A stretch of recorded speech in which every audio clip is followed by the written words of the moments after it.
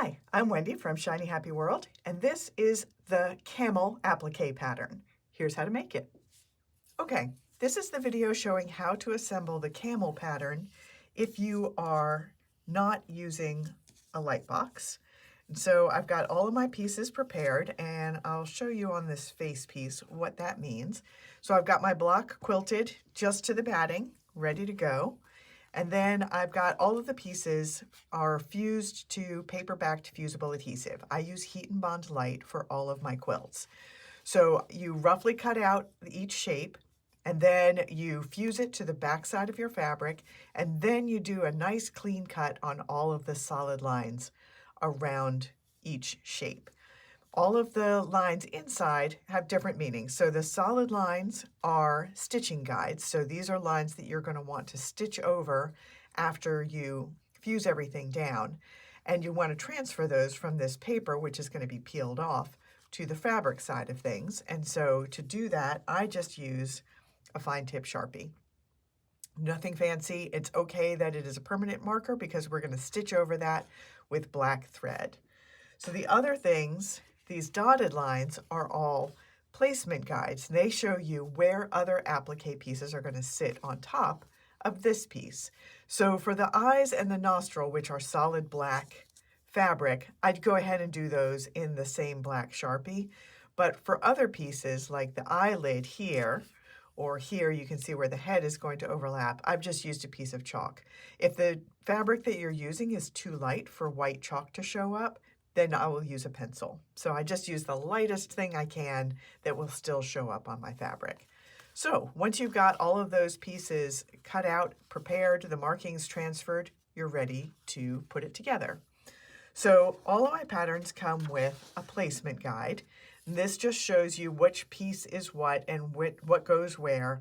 I don't think you'll really need it for the camel. The main thing is just piece 2 and 3 are the 2 ears, and you'll want to make sure you know which is which. But honestly, once you get them out, and you'll realize you can't put 3 where 2 goes. But I'm just going to show that to you, and then I'm just going to tuck it out of the way.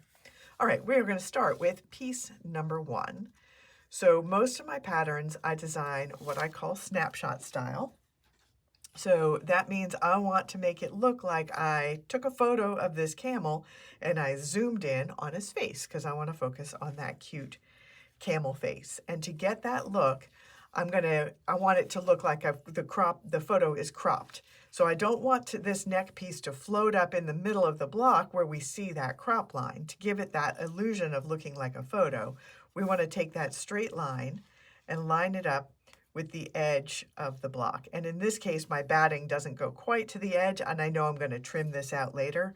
So it doesn't look like I've lined it up exactly on the bottom edge, but it's lined up with the batting underneath. So we're going to put that piece in first, and then I'm going to put the face in, and we may need to shift it left or right if we need to. So next up comes the face. And I want to overlap it over the neck until that line is covered. And once that line is covered, I know I have a good amount of overlap so that this quilt can be washed after it's finished. All right, that is actually looking pretty well centered. A lot of times when I have a side view like this, I do want to back it up a little bit so you don't have the feeling like they're going to bump their nose into the edge of the block. So I like to back them into it a little bit so it looks like they're just coming into the photo. So I think that's actually going to work really well there. So I'm going to tuck the ears in. So this is ear number 3, which if you remember is the one that comes out of the side of the head. And I have a marking here. And I'm going to tuck it behind the head until that marking is covered. And then I have that piece in. And now ear piece number 2 is the one that goes over here. And again, I'm going to slip it back there until that line is covered. I'm going to go ahead and put the nostril on there, and that is very easy. It just goes where you've marked it. And then the eye is 2 pieces because camels have these lovely long eyelashes and kind of heavy-lidded eyes. So I'm going to put the eye down. I may shift that around a little bit because the main thing is I want to make sure that all of my eyelash lines are lined up perfectly.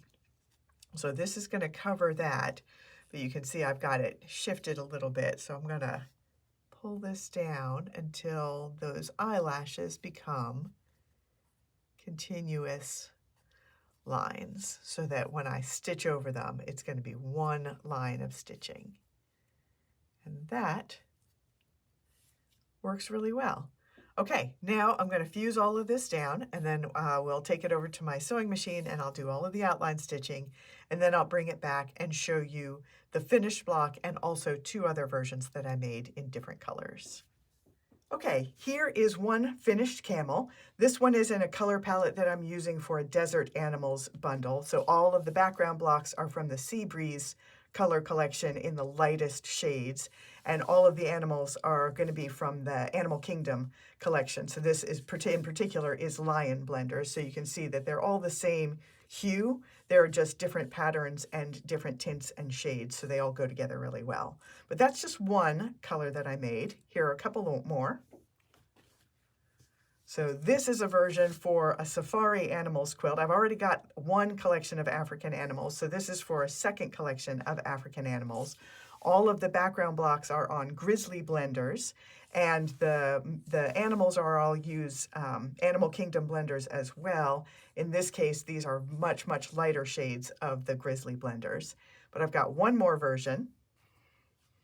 So this is a fun black and white, all shades of gray version that I made because it's going to be a background block for the glasses pattern that I have. I'm remaking samples for all of that, and all the animals wearing the glasses are going to be in shades of gray, but the glasses themselves are going to be in bright colors, so it's really easy to understand what is included in the pattern.